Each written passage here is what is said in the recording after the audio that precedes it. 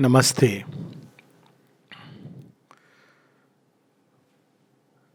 First, the fundamental of the change that we seek.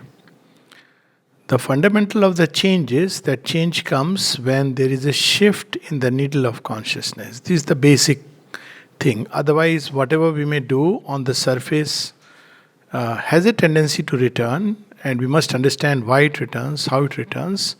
But the fundamental change comes when there is a change of consciousness. This is the basis of integral yoga. In fact, yoga is defined in a certain sense by a change of consciousness. But before we get into that, let's start with some simple baby steps before we start climbing Mount Everest. Because sometimes when people turn to yoga, especially, or even in life, they start looking at the big challenges and start, conquering it, trying to struggle with it. But Sri Aurobindo very beautifully, speaking of yoga and the process of evolution, reveals that how these things have to be really mastered and handled. They are forces of nature, and they have millions of years of backing. So they are not like individual or personal, which we can just conquer so easily. So every tendency in human nature has a rooting in the past.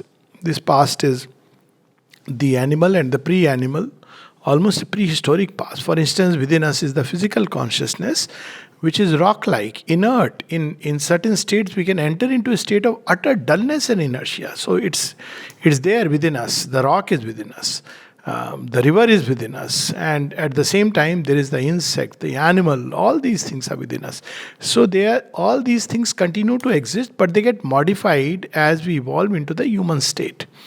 So when these tendencies start showing up in human nature, they have to go through a process. It's like an illness or any tendency. So they will come up, they'll show up, then they'll go through a cycle where they'll become more and more, they will come to the limit. Each one has its own different limit. Very strangely, if our consciousness is small, then the limits of both good and evil is small. So they come up to a point, and then after that point, they start showing a decline. Old age generally implies that. So what do we do? How do we really master it? So he says some people try to forcibly stop these tendencies right in the beginning. It doesn't work out like that. So the first step that was advocated in Indian thought, which is as valid today, is to practice Sanyama, not Nigraha. Nigraha is where you completely try to stop a tendency. You try to stop it outwardly. Let's say some people, because they are prone to anger, say, I'll never be angry, I'll not express anything, I'll not speak. Now that is very difficult because the tendency is inside and it will take various kinds of routes. So instead of that, Sanyama. Sanyama means regulate. So once we start regulating, the tendencies start coming under a higher control, at least the control of reason, at least the control of a deeper will. And slowly, as it gets regulated, then it's very easy to really overthrow it. Then it's possible to completely practice even Nigraha, but it must go through that phase. To take an example, as the mother gives in one of her stories, that it's very difficult to tame a tiger. In fact, she says it's not possible to tame a tiger, but you can tame a wild horse. So you must understand the difference. So if you start taming the tiger at the very beginning, the chance is that you'll be just eaten up by the tiger. He'll swallow all the energy, suck them into all kinds of things, and there'll be very little left. So there are people who start this way, which is catching the things at the wrong end. And when they do it, they get into a tremendous inner conflict and fight. That's why one of the reasons why Sri Aurobindo did not usually take very young people to yoga was because he says when people are adolescent, then the vital nature is very prominent. And if they are admitted to yoga because some part is open, so they go through tremendous internal conflict, and it's very difficult to handle it. Some of them just put a cap over it. They don't know what to do. They have this idea about what yoga is, and most of the time it's a very half-baked idea at best, usually wrong ideas. And the result is that they go through severe conflicts and it starts manifesting in various ways. So a little bit of experience of life itself is a great leveler. Because you go through life tends to, teach us. Life has its own way and mechanism of teaching. For instance, one of the things that life teaches us, because life is not just me, myself alone. Even a family life, leave alone the larger context, one of the things life teaches us is that we are not in this world just for ourselves. And however high my passions may run, however anger prone I may be, if I go beyond a point, I'll be hit back. As simple as that. So that's the way life teaches us. Sometimes a very cruel way, hard hitting way. But when we don't go through that, and we are suddenly exposed to an environment, let's say like the ashram, where there is so much freedom, where you're not looking for promotions, where you're not looking for money, then these things can get tremendously exaggerated because there is no outer check and balances. It has to be done from within. And no doubt what is done from within is the authentic thing. That's why Mother and Sri Aurobindo has spoken about the within part, that from within outwards. But even from within, it can come only when the person really wants to change. This idea that somebody can change us magically, it doesn't work. It's not about method technique. See, a person who wants to know a method or technique, by the very fact that he wants to know, itself is a sign that he really is trying to master something or get over something. So this aspiration, this urge, this seeking uses a method and technique sometimes as simply a hook for the grace to act. It's like when Sri Aurobindo was asked about medicine. So sometimes physical medicine helps because for the body it's much easier to have a faith that okay, I've taken a medicine and I'll be fine. So it often works like that. Not that methods, techniques don't have a value, but their value depends a lot on the sincerity of the seeker. If the sincerity is really there, then even a small thing can work wonders. But if the sincerity is missing, it's just one of those things one learns, then, well, the results take a long time. So this is one aspect. Second is, there are several things in everyday life which help us towards freedom and mastery, which we often tend to miss. I mean, it's not just about people believe, they come to me, they ask, how do I meditate? Why? Because I am very hunger prone. So, well, that's a big step. Let's start with the baby step. So the baby step is a simple act of regularity and punctuality. This is Sri Aurobindo's words. This is a small letter. Regularity and punctuality help us master our nature. Why? Because just try to be regular and see the problems that come up, the justifications in the mind. Try to be punctual and see. I mean, it's literally one of the best ways to learn time management. People often say, I cannot manage my time. Well, just try to practice punctuality in any field. Even it could be food, it could be anything. And when we try to be punctual, automatically we see that how we are adjusting, the brain mechanisms are working, the mind is working to adjust one thing over another, prioritizing thing. All this is automatic, just by the act that one wants to be punctual. Of course, punctual doesn't mean coming half an hour before and waiting. Nor does punctuality means to become so rigid that, you start staring at people who are coming late. No, it doesn't mean any of these things. It's for oneself. So one has to draw a line between rigidity and discipline. But discipline helps, and one of the best, simplest way to discipline oneself is regularity and punctuality. That's why in the ashram we see this something very interesting, which other than military I haven't found anywhere. So here you have a time. So people often wonder that why there is time. So time is, you'll have 8 o'clock time and whatever time is there after which people can leave. This time is simply so that we can practice this basic quality. This from Sri Aurobindo's letters, that why there is discipline required in the ashram, which is based on freedom. Well, this is part of giving us freedom. So very few people understand that discipline actually is the road to freedom. Because if we don't discipline our life, we cannot really arrive at freedom. So this is one part of it. Then the other part, which is in everyday life we can practice, is when we speak, when we act, just to step back, just a moment stepping back. This is a basic practice which the mother gives us, that before we act, before we speak, just to step back and see how this action, this speech is going to help me. And this is a world of discovery. At least I have noticed countless number of times and still continue to notice that this which I was going to speak, how is it going to help? And it's all very mechanical. Sometimes, say for example, a typical example, two people talk ill about someone, and one of them, claiming to be a friend, they're talking about C, A and B.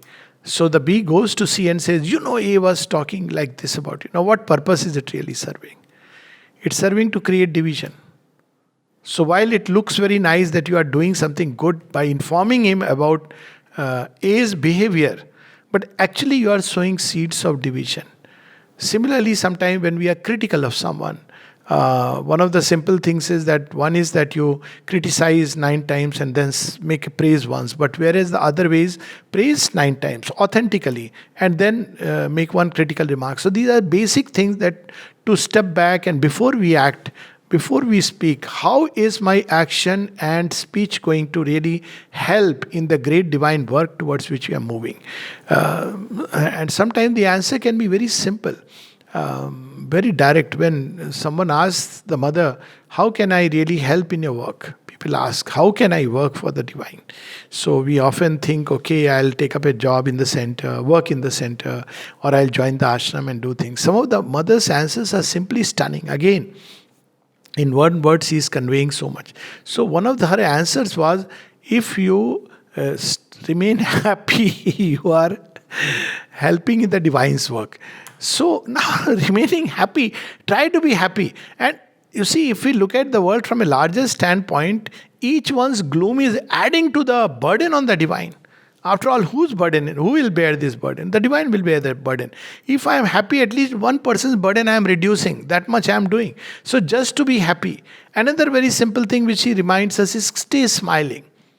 And now, it has interesting connotations. So people often ask, no, but I don't feel like smiling. How can I smile? Human system works in very strange ways. There is something called as a feedback loop. So one is that if I feel happy, I'll smile. But if I am not feeling happy, how can I smile? But the reverse is also true, that if I smile when I am not happy, the chances are, in fact, almost invariably, that after a while, happiness will leap up from within. It's like a loop. It works this way. So these are very simple practices: to smile, to be cheerful, to be happy. Simply to not to, there is a disease which is a very modern disease. I think so. We have, our life is so fast tracked, but it's very surprising that people often get bored. So boredom is a real disease. I don't know this word. Is probably more modern. As a child, I didn't have gadgets and we didn't have, but we had so much fun. This idea never came of boredom. Now, one reason why this is happening is because this world is being driven on by the vital forces. Always it has been so, but they've intensified. So everything is fast food, McDonald's, order, Swiggy and everything. And, they have time. So what has happened over a period of time with the cell phone, people have become very, very impatient. And as a result, they want things to happen fast. And so very little time to really stand and stare. So when things are not happening, they tend to get bored. This idea that when things are not happening, what I should do? They must happen all the time. So this is where the mother gives a very beautiful advice, that when you have nothing to do, when you're just getting bored, she uses the word that it's a illness. So just sit quietly and reflect inside as to the purpose of life. Why am I here? What am I doing here? What is the purpose of whatever I am doing? And relook and reorient and reflect. And it can be done every day. Every day there could be snatches when we tend to just sit and just reflect at our own life. Leave aside the larger picture. Why my life has taken this turn, to discover it. Now when we start discovering things within us, it's a tremendous, it keeps us so enthused because there is something new we discover all the time. So these are some very simple baby steps to learn to step back, to sit quietly for a while and just, look at life. It breaks the stream that is running mechanically. So otherwise we are just running from morning till night on a kind of roller coaster. Everything is determined for us by somebody or the other. So we must take out time, and without taking out this time, it's not about how to meditate and how to go within. These are all questions to be, meditation. These are all very natural things. I mean, it's not like you have to sit and undertake a process. If I really want to sit quietly and just understand what is the purpose of life, I have already taken the first step towards meditation. Why things are happening the way they are happening, why life has all these complexity and complications. Then a little prayer that, Ma, let your simplicity, let your light, let your light fall on all the obscurity, let your peace and calm come and take over entire thing. Because, In life, there are some wonderful moments when we are driven against the wall helplessly. Actually, we don't realize they are moments of grace. That's when we realize that I should hand over this life to her, because we discover that we cannot solve these things by human mind. So, but as long as the human mind is active, there, as long as that is all this, what will happen in the future, what's going to happen tomorrow, it's all because the mind believes ignorantly that it can determine things. One of the first things that one discovers in life, or rather two things, both in science and in spirituality: do not judge anything by appearances. It's fundamental axiomatic truth, because appearances are appearances. This is the first truth. And a complementary truth is that behind everything there is the divine. If these two truths we can hold together, then life is beautiful. One is, whatever is the appearance, there is the divine truth within. And what is it doing? What is its relation to the appearance? It is manifesting itself, trying to manifest itself within me, within everybody. So the mother gives a very simple exercise. Exercise is a way of saying, but she says, we should arrive at a point whenever we meet somebody, we should be able to say to the person, awaken, O resplendent one. Throw away this mask. Now this mask is sometimes of gloom, sometimes of anger. And the same thing we have to remind ourselves day and night, that I am not this struggling creature, caught in the net of your mesh of this, that, 100 things I may be caught in. But even fallen, I am divine. Even in my death, I am immortal. Even in rags, I am God. That wonderful poem of Sri Aurobindo. And this is something we have to, why this state came in? Because of a certain kind of thought that man is a fallen being and God is up above there.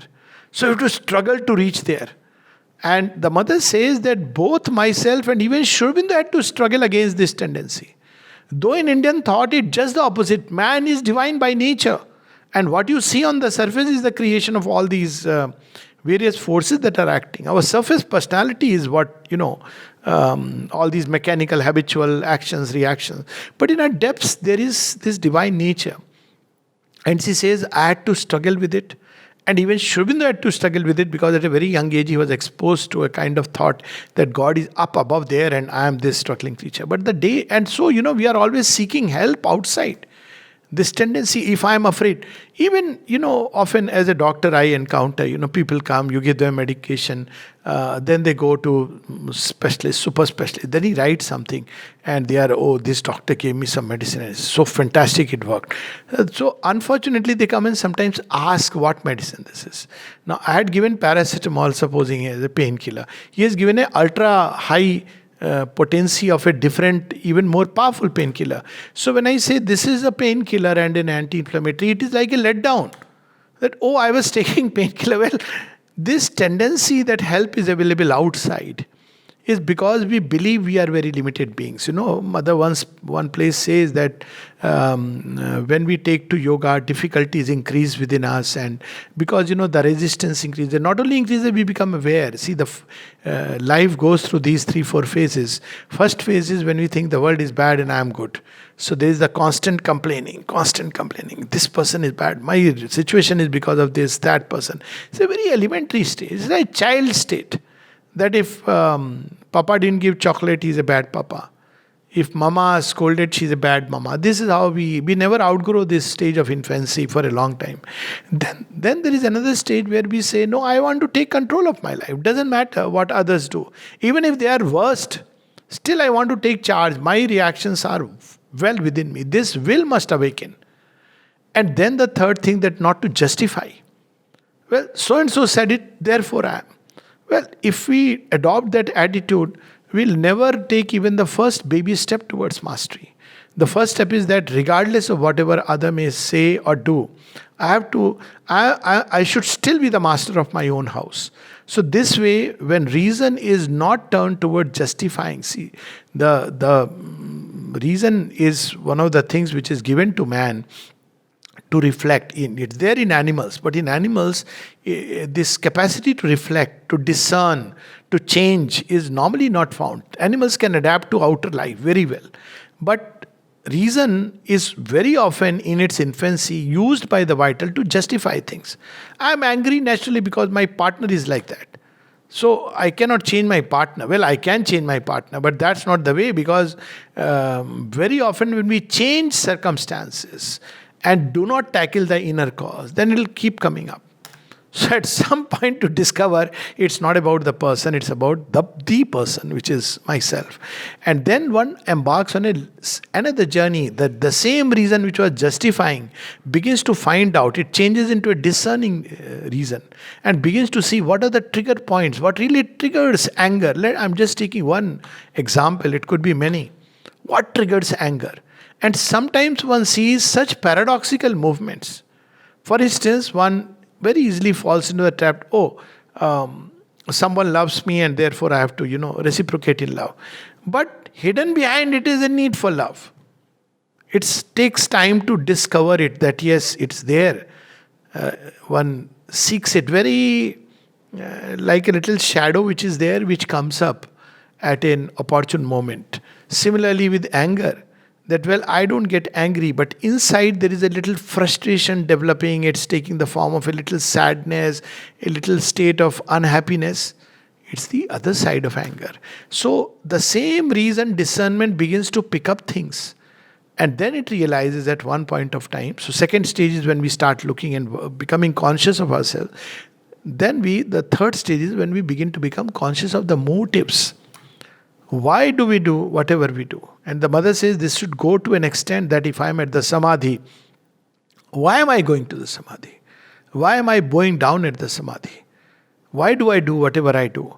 And then she says that when the action of this force, you start seeing that many difficulties and resistance has come up. She says, why people give up at that point of time? She says, because they lack faith. And then she says, you will ask me, why am I saying so? She says, instead of being hypnotized by your difficulties, if you just remember that grace is all powerful. Someone used to say this very nicely.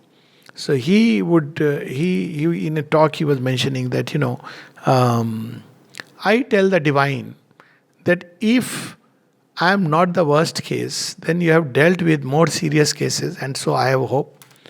And if I am the worst case, then where else can I find hope except you? Because you are the supreme healer. So if with this approach we go to the divine, knowing that the divine grace is all powerful. So that's why faith is so important in fundamental equality. Everything else one can lose, but if faith and hope are lost, then life is lost.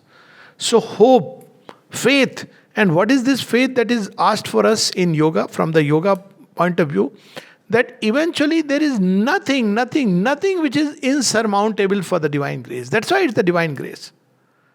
And it's not just about magic, though it works in a magical way, yet it has a process. Why? Because only the divine grace has before it the entire panorama of vision. We don't understand ourselves. Let's admit that. Regardless of all the big textbooks and the small textbooks written on psychology, we don't understand ourselves. We don't even know, we are not even conscious of the tip of the iceberg, let alone understanding ourselves. There is the subliminal within us, there is the subconscious, there is the superconscious, there is the soul, there could be workshops on it, and yet we won't understand ourselves. Why? Because these things are hidden, they act from behind. Sri Aurobindo speaks of 3 occult sources of our action.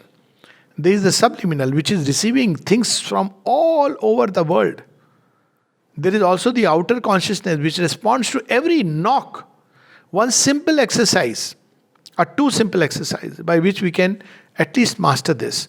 Not to start turning at every little sound. One of the exercises which I often, when people are sitting in a hall, this of course is a nice hall, but sometimes, somebody suddenly opens the door unexpectedly, or there is a little cell phone which rings, or somebody. Now this is where the challenge lies. All the eyes are turning towards that. This is a moment of self-mastery. Doesn't matter what's happening elsewhere, what's happening to others, to be focused on the goal. This is elementary concentration. Concentration on the work at hand. It's one of the very simple ways of self-mastery.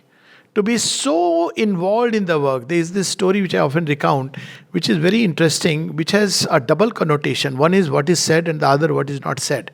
And the story goes that someone goes to a master and says, how to find God. So the master is a farmer. He is, outward. He says nothing. He just continues with his work. He is taking certain things and putting them there. And a long time is gone. And then he ultimately asks that, please tell me, how to find. He says, very simple. Don't you see, picking up from here and putting there? To shift the concentration is to shift the needle of consciousness. When we are constantly thinking of our difficulties of fear, what is happening? It's becoming fatter by our constant meditating upon it. There is this story, I think it's a Cherokee legend, and where a boy sees a dream and he sees that there are two wolves which are fighting. There is a dark wolf and there is a bright wolf. And he asks his father, Father, I saw them fight. Yes, it happens in everybody. Which is going to win? He says, the one which you feed. Doesn't matter if there are difficulties. Let's feed faith. Let's not feed fear. Let's not feed the sense of uncertainty. It's a fact of life. It's not something which...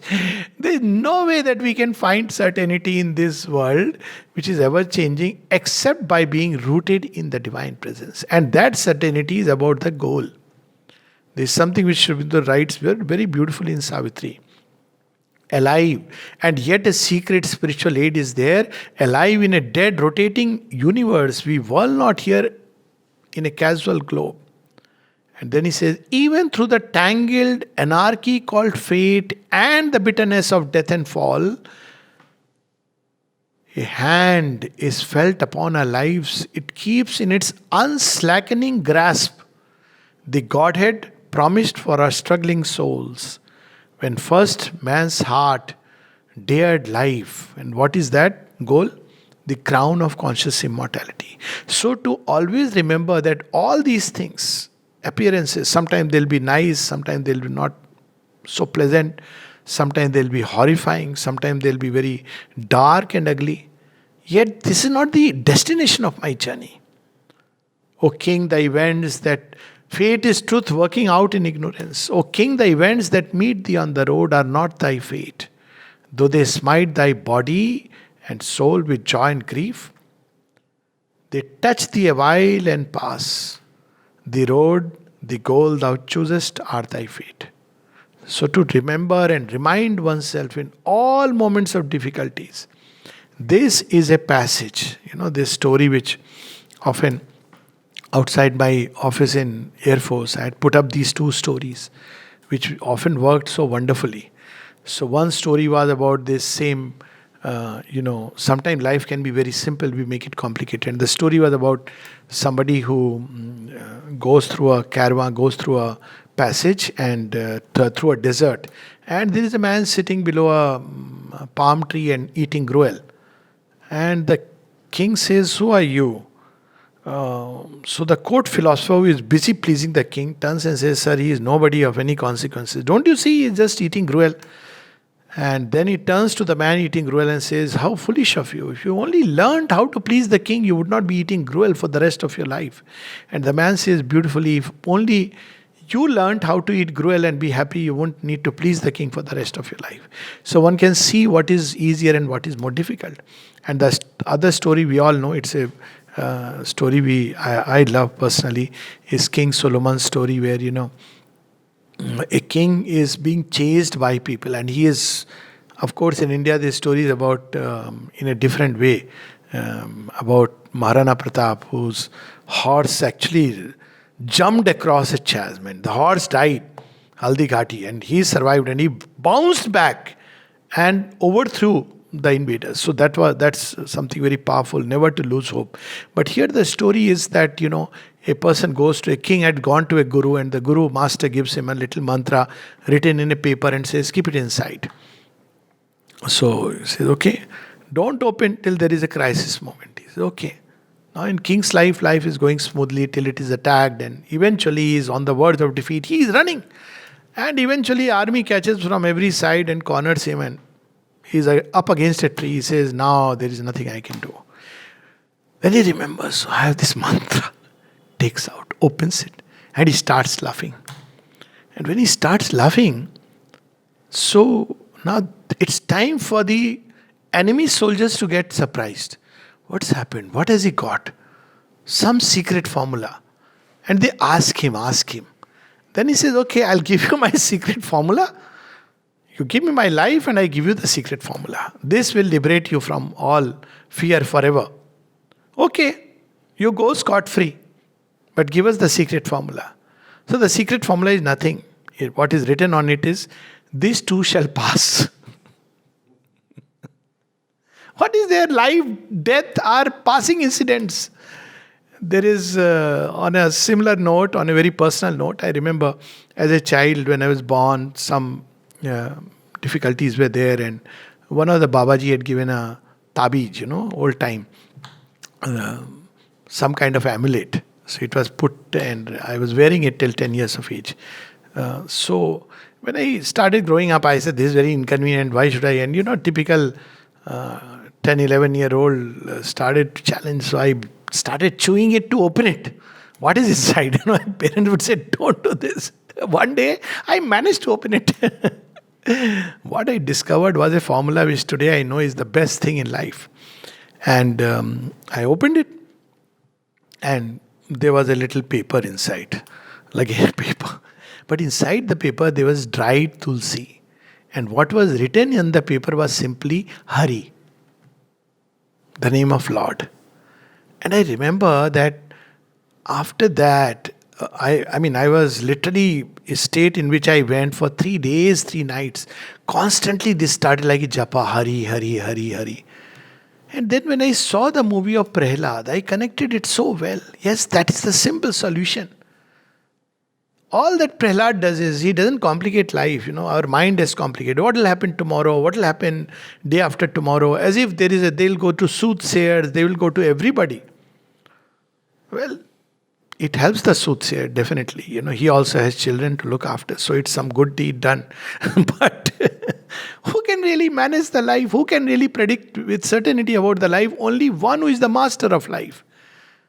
Only the creator has all the coordinates of creation.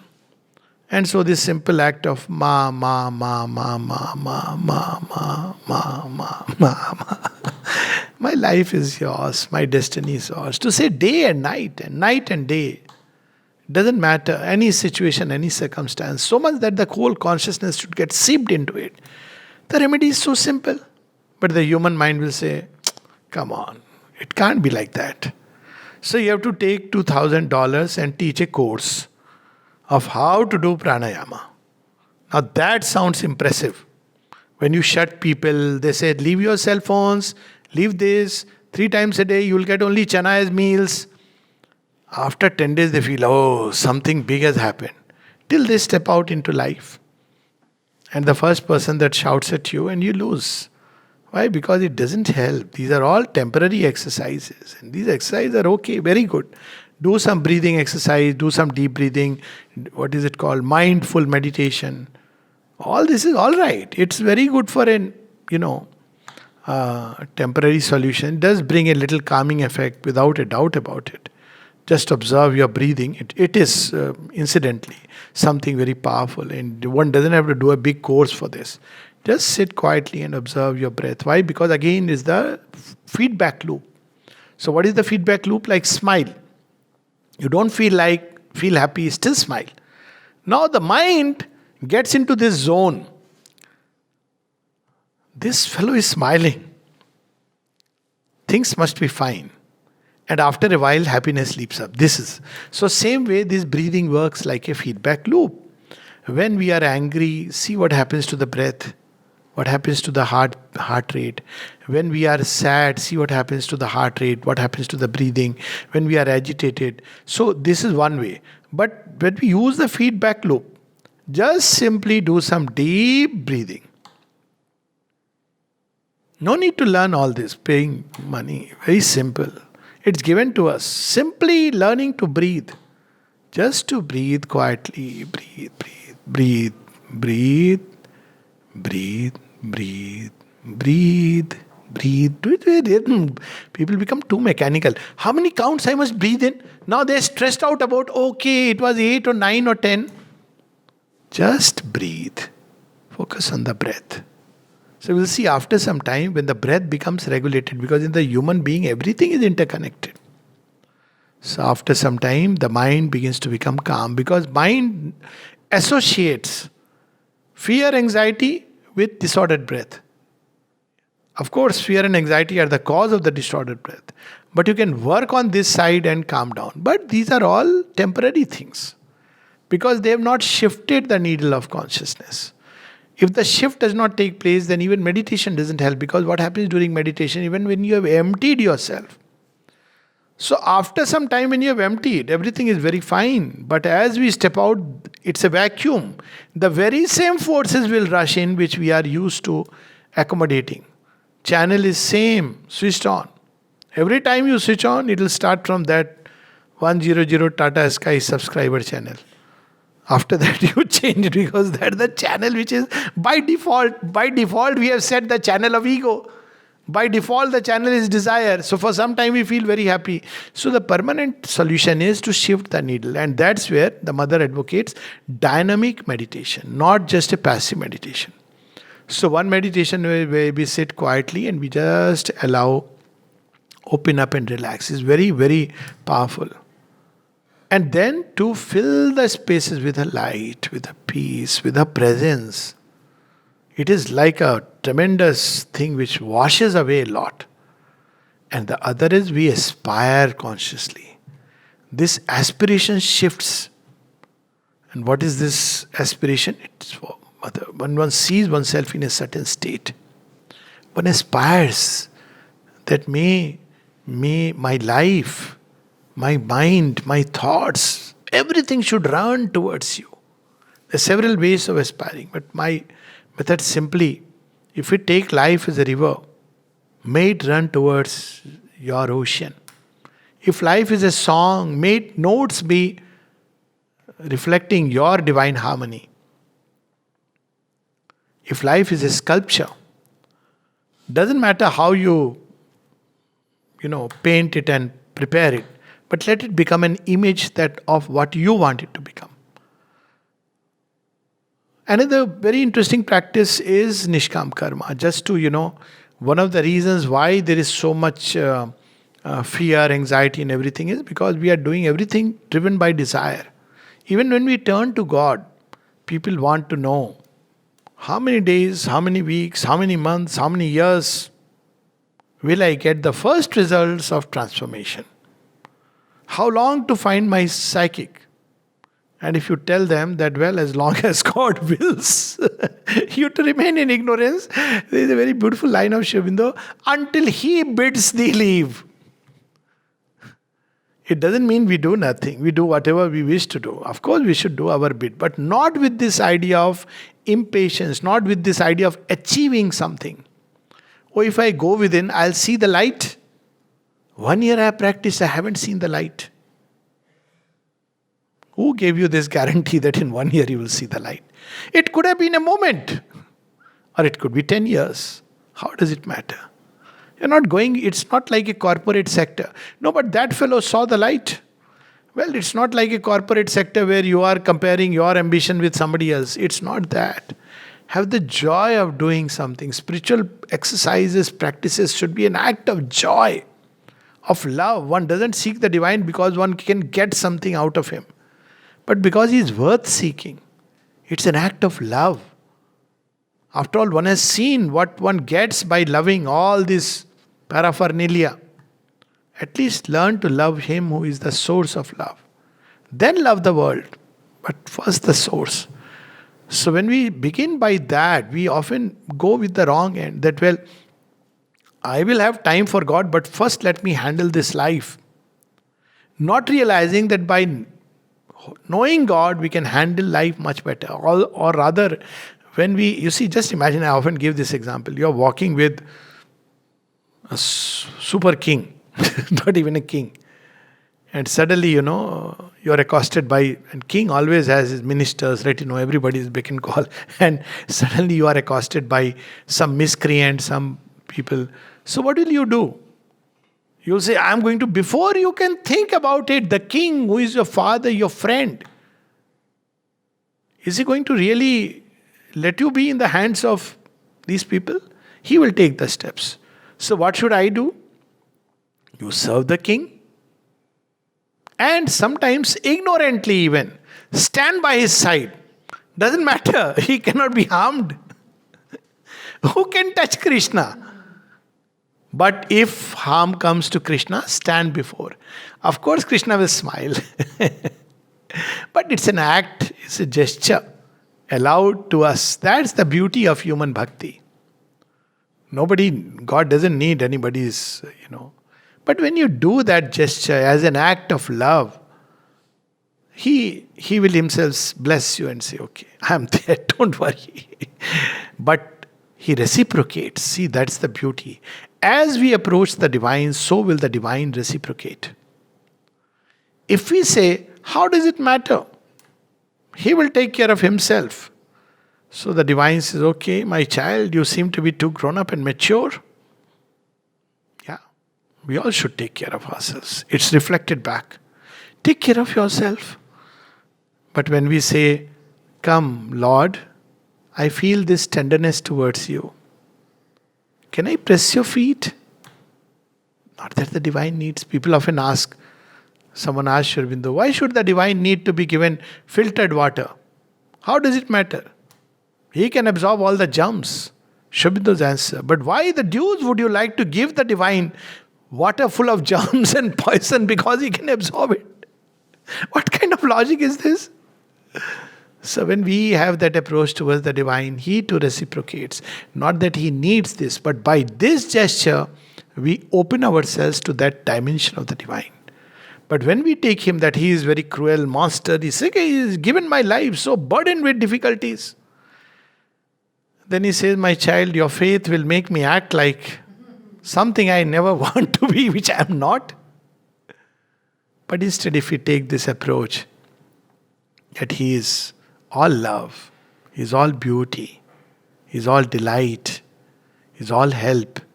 Remember what the mother once said. It is very common.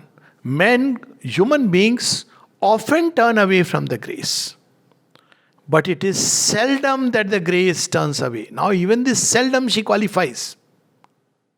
She says because they have completely closed themselves, so they feel as if grace has turned away. Just to remember that grace is with me. What is impossible for that grace?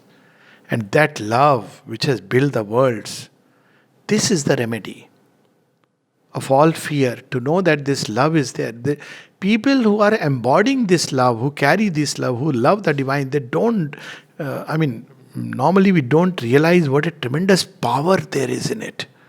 It's a power. That's what is the story of Prahlad. Love is a power which can absolutely act without hands or feet.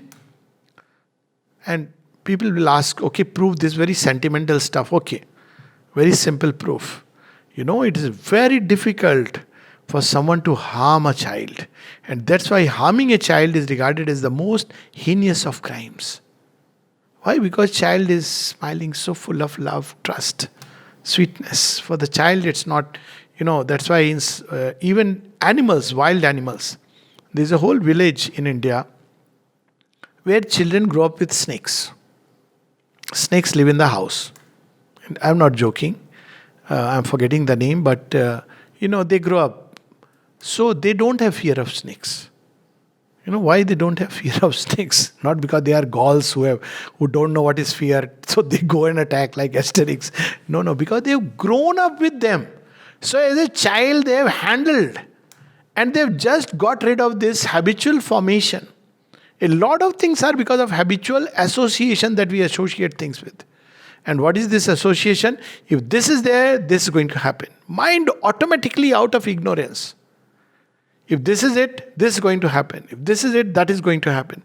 And constantly, and these formations are reinforced by a whole world of suggestions.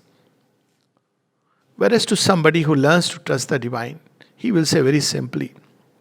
We learnt it in one of the, Ramayana we used to have, now we open and see a line. So there used to be something created by Tulsidas where you just randomly put dots and then you find the doha which tells you about what your future will be. And one of my favorite ones was, Ho hi hai so hi jo Ram rachi rakha, ko kari tark badhave shakha. It means ultimately God's will happen. Why debate and discuss in the mind? And that's same thing in Savitri. When Ashupati sees, hears the name of Satyavan and sees there is a cloud chased by the light. What does he say? If this is all, then all is surely good. If there is more, all can still be good. Whether it seems good or evil to men's eyes, only for good the eternal will can work. To constantly lean on that will. Trust that will. Human methods, even the best, are limited, and their ultimate work is to open us to that will. To open to that divine will. To be deliberately on the side of the divine will. What we are doing all the time, we are wanting the divine will to be on our side. Mother, I am going for a court case. Dekh lena. मेरा case आने वाला है. Mine is number 31, mother. Please make me win. The divine has a tremendous sense of humor. Huh? Divine says, I know, but you deserve the win. But if you win, you will forget me. You will forget the goal. Okay, for a change, I'll make you lose. He will not say all this. You know that story when Nirodha went to play tennis? He prayed to Sri Aurobindo, give me your force so that I can win. He went and lost badly. He came and complained to Sri Aurobindo. He says, but the other fellow prayed to the mother. Didn't I tell you? Pray to mother.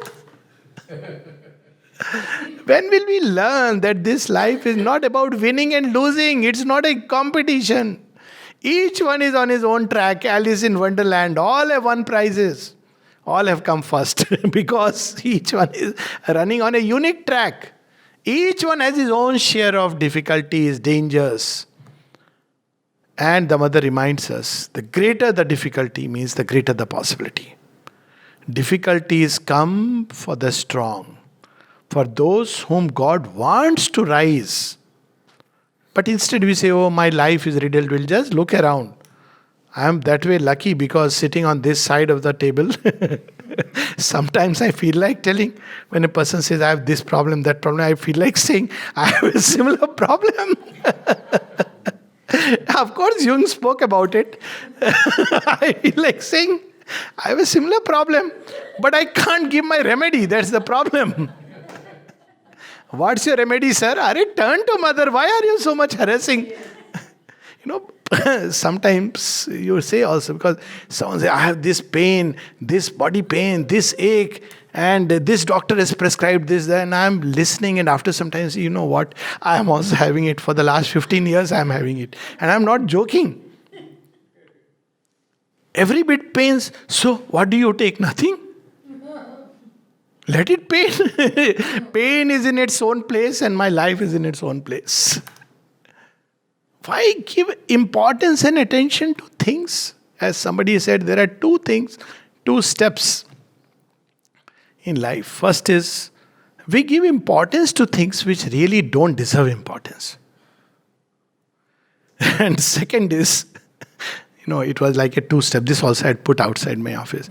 So 2 steps for regulating worry. Step 1, don't worry about small things. Okay, fine. Step 2, scroll down. Step 2, everything is a small thing. When do we get this realization? When we understand that our goal is outside all earthly maps, as he puts it in, the secret knowledge. None of these things, all is too little that the world can give. Its knowledge and power are the gifts of time and cannot fill the spirit's sacred thirst. When we live with this attitude, then we understand that life or death doesn't matter. because the journey goes on. And to always live with this vastness, this too will pass. It comes with that. And how do we grow vast? We grow small because of the ego. People often ask, why should one get rid of ego? Well, don't get rid of the ego. Stay with the ego. Why everybody asks? For your good. What good is there in getting rid of the ego? If you don't get rid of the ego, even if you are a conqueror like Kansa, even if you are a mighty man like Ravana, you will be all the time besieged with fear and anxiety. Because ego makes us small. It puts us in a hole. Whereas, when we grow vast, as often I have said, thinking of something vast, boundlessness of space, endlessness of time, it just liberates us. But the simplest of all ways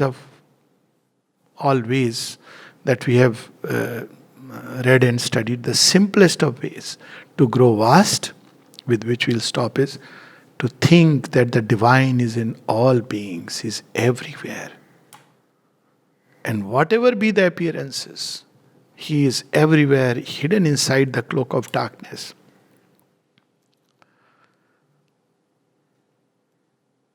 The master of man and his infinite lover. He is close to our hearts, had we vision to see. We are lost in the pride and the pomp of our passions. We are bound by our thoughts where we hold ourselves free. It is He in the sun who is ageless and deathless. And into the midnight His shadow is thrown when darkness was dense and covered with darkness. He was seated within it, immense and alone. Remembering the divine at all times, in everything, is the royal road to freedom. Thank you. Thank you very much, Dr. Rock. It was a beautiful. I have a very basic question to ask you, actually. Yes, please. What happens to one's spiritual practice if one is filled with fear? Just that simple question. Very good question, actually, that what happens to the spiritual practice if one is filled with fear. Of all the impurities that we talk about, the traditional yoga speak about 6 impurities. The mother has spoken of fear as the worst. So it closes all doors, it invites all that we are, afraid of. So what is the antidote? Antidote is faith. How to cultivate faith? Remembrance of the divine is one of the simplest ways to bring faith. And to be in the company of those who have faith. See, these satsangs, I wouldn't call it a module or a course or, it's a satsang. It's a yagna. So when we participate in these things, we grow in faith. Somebody has a big candle, somebody has a small one. When we associate with people who are people filled with faith, that's the idea of pilgrimages. That we go to places where there is a vibration of faith in the atmosphere and one comes back rejuvenated. All of us have experienced it as a child. Now, of course, we are part of Sri Aurobindo Ashram, which is like a Maha Kund, sun itself.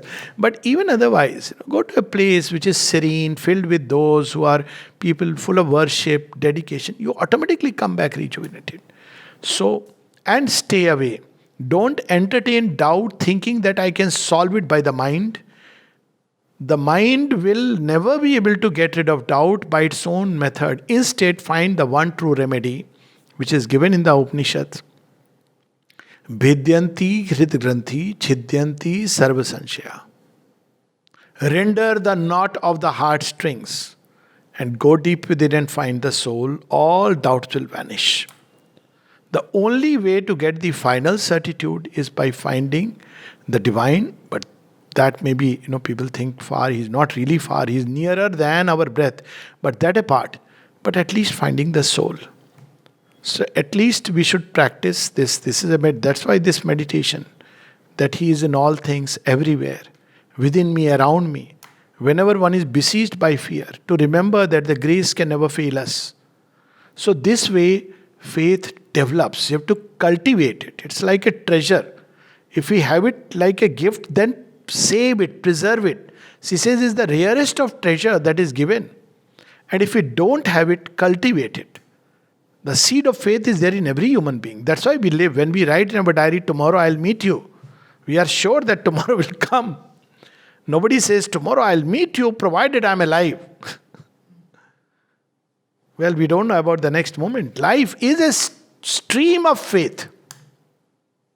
Every second moment is a moment of faith, act of faith. Anything could happen in one moment.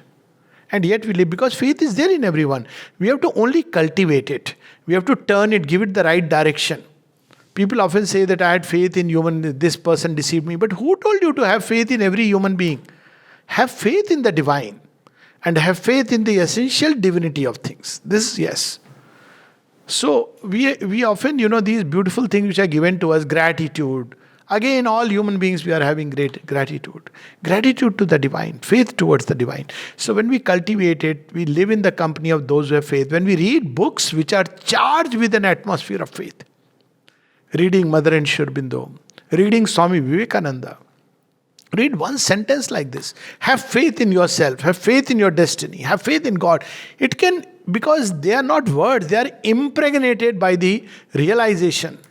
So when we read, people often ask, how will faith come to me if I read Mother and Sri Aurobindo? Well, when we read them, when Mother and Sri Aurobindo speak about faith, it's not like anybody speaking about faith. When Sri Aurobindo writes in the Mother that, to walk through life armored against all fear, peril and disaster, only two things are needed. The grace of the Divine Mother, and from your side an inner state made up of faith, sincerity and surrender. Now Sri Aurobindo, because he has lived and realized these truths, it has a power in it.